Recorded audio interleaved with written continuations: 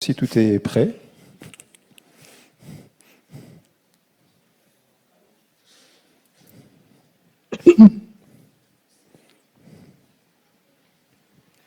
Voilà, bonjour. Bonjour à tous. Parfait, on vous entend très bien. Est-ce que vous nous entendez également? Je suppose que oui. Tout à fait, Bien. pas de problème. Bonjour Cathy. Donc Cathy est coordinatrice du dispositif APP au COSCREPS. Et puis voilà, elle est accompagnée de Sandra et de Maxence qui vont nous faire part de leur expérience au niveau des APP. On commence par l'un d'entre vous, l'une d'entre vous. Tout à fait. Maxence, bonjour. Je suis heureuse de vous revoir. Vous avez fini votre parcours UEROS il y a quelques semaines et aujourd'hui vous revenez pour témoigner avec nous et avec beaucoup de monde de l'autre côté de l'écran pour nous expliquer, pour nous raconter votre parcours au sein de l'APP du CREPS. Comment il s'est naturellement inséré dans votre parcours UEROS? Bonjour. Alors, moi, j'ai commencé par un positionnement de connaissances. Donc, c'est des évaluations en français, mathématiques et informatique. Ça en a découlé que j'avais pas forcément de besoin par rapport à tout ça, parce que je sortais de l'école, en fait. Et donc, mon projet s'est porté plus sur le professionnel. Alors, ce professionnel, est-ce que vous pouvez nous en dire plus? Quels sont les outils que vous avez utilisés? Alors, personnellement, j'ai pratiqué l'atelier insertion à la demande. C'est un atelier où on crée des CV, de la motivation, et je me suis beaucoup entraîné à réaliser des entretiens avec des.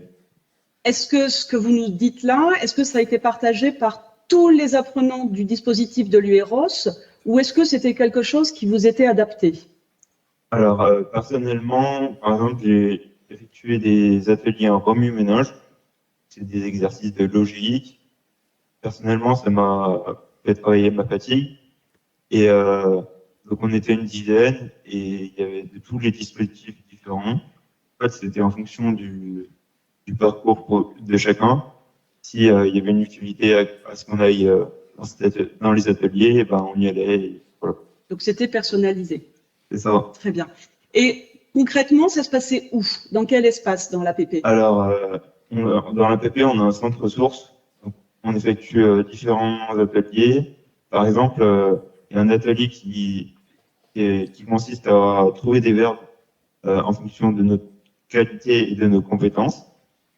Et il y a un autre atelier qui consiste à ce qu'un professionnel nous montre tous les outils qui sont à notre disposition, donc des outils numériques, des outils papier, et qui nous permettent d'utiliser nos verbes pour identifier des emplois.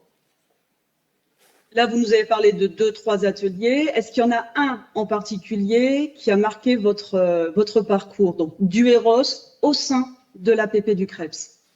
Alors, moi, j'ai effectué un atelier qui s'appelle prise de parole en public. Donc, il était super intéressant et c'est pour ça que je suis là devant vous aujourd'hui. Sinon, je n'aurais pas réussi à venir. Bien, vous avez bien appris alors. Super. Sandra, c'est un atelier que vous connaissez également. Bonjour. Effectivement, comme Maxence, j'ai participé à cet atelier prise de parole en public et c'est un atelier qui m'a vraiment appris à être plus à l'aise en public et à mieux gérer son stress. Bravo, ça se voit. Sandra, dès votre arrivée en préorientation, comment avez-vous découvert l'APP? Comment ça s'est inséré dans votre parcours? Alors, au début de mon parcours en préorientation, comme Maxence, j'ai passé des tests de positionnement et suite à ça, ma référente de parcours m'a orientée vers les ateliers nécessaires pour bâtir mon projet. Dites-nous en plus. Les ateliers m'ont aussi permis de faire le point sur ma remise à niveau qui était nécessaire pour mon projet et d'où ma demande de prépa par la suite. Donc, en préorientation, vous avez utilisé des ateliers de l'APP, vous avez travaillé un projet professionnel aussi et déterminé un besoin de remise à niveau. Il y a d'autres conclusions à cette préorientation? La fin de ma préorientation, du coup, je dirais la fatigue a pris le dessus sur mon parcours, d'où l'intérêt par la suite d'adapter ce parcours. Donc, en préparatoire, l'étape suivante de votre parcours, il y a eu concrètement au sein de l'APP une adaptation de ce parcours. Exactement. Au début du parcours de prépa, il a été nécessaire en fait d'adapter mon temps de travail, donc notamment mon planning à temps partiel pour moi, donc avec une coupure d'une journée par semaine, et puis aussi mon poste de travail au centre de ressources, où on travaille essentiellement en prépa. Alors, c'est quoi ce poste de travail au centre de ressources? Donc le centre ressources, c'est là où on travaille en autonomie, c'est du travail en autonomie, donc sur l'ordinateur, sur un logiciel, et sur des supports papier aussi. D'accord. Et il y a de l'auto-formation accompagnée, donc avec des formateurs, donc selon les 3 compétences qu'on travaille. Et donc là où le formateur est toujours là pour nous aiguiller si on a un problème, bien sûr. Donc, juste pour le public qui nous écoute, les 3 compétences que vous... Donc français, mathématiques et informatique. Voilà, les compétences socles que Laurence Martin vient de déterminer.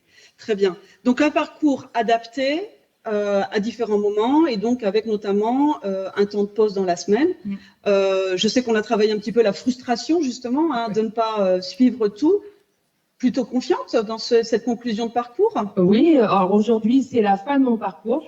C'est vraiment le dernier jour. Et donc voilà, j'ai un projet défini qui est de devenir donc AESH, accompagnant d'élèves en situation de handicap. Et du coup, je suis plus confiante et plus sereine à la fin de ce parcours. Et c'est vrai que tous ces ateliers m'ont aidé à tout ça, en fait, à être plus confiante.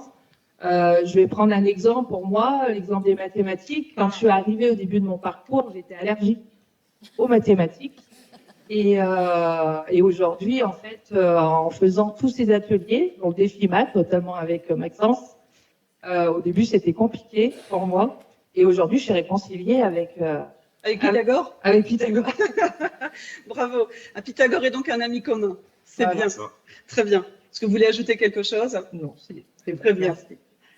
Alors, juste pour conclure, merci à tous les deux pour votre témoignage. Vous l'aurez compris, au COSCREPS, l'APP est une modalité pédagogique qui est proposée à l'ensemble des personnes accompagnées. L'APP, ça se situe au cœur des parcours, ça permet une personnalisation de chaque parcours. Le centre de ressources nous permet un accès accompagné aux ressources, ça nous permet aussi pédagogiquement le côte à côte. C'est aussi la mise en place, Laurence l'a évoqué tout à l'heure, du fondement pédagogique qui est la compétence et son développement de l'apprendre à apprendre. Ça passe par une prise de recul, un pas de côté, certes dans nos pratiques de professionnels, mais aussi dans celles de nos apprenants. Voilà, j'espère que depuis Saint-Étienne, sous notre beau soleil, nous avons pu vous apporter un éclairage de terrain. Eh bien, c'était très bien, merci.